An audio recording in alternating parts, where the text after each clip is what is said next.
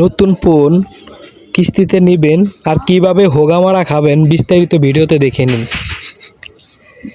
এই যে ফোনটি প্রথম এই যে হাতে যে ফোনটি দেখতেছেন এই ফোনটি আমরা নেব, তো কিস্তিতে নেব।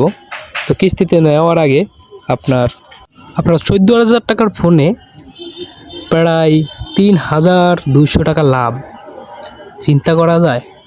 এই যে এখন অ্যাপস দেখাইতেছে যে 14,000 টাকার ফোনে আপনারা কিভাবে কিস্তি প্রদান করবেন বা কিভাবে কিস্তি দিবেন, এই যে বিস্তারিত এই অ্যাপস দেখাইতেছে।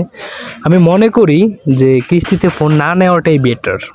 আপনার 14,000 টাকার ফোনে 3,200 টাকা লাভ, ভাবা যায়?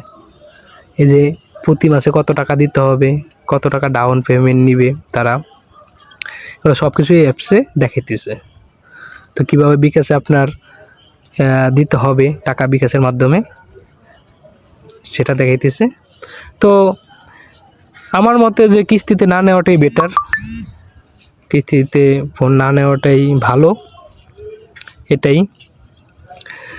তো কিস্তিতে ফোনটা নিয়ে আমার কাকার একদমই মাথায় হাত, মনে করছে লাভ নেবে 1-2 হাজার টাকা, এখন লাভ তো প্রায় 232 টাকা, 3,032 টাকা নিয়ে গেছে।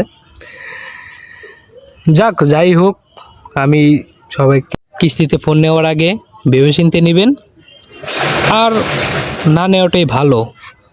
আপনার 14,000 টাকায় 3,200 টাকা লাভ, আবার যদি তার থেকে বেশি নেন তার থেকে বেশি লাভ, তো প্রায় 30,000 টাকার ফোনে আপনার এই 5,000 টাকার মতন লাভ। তো এটা না নেওয়াটাই বেটার। এই ফোনটা নিয়েছি। ওকে।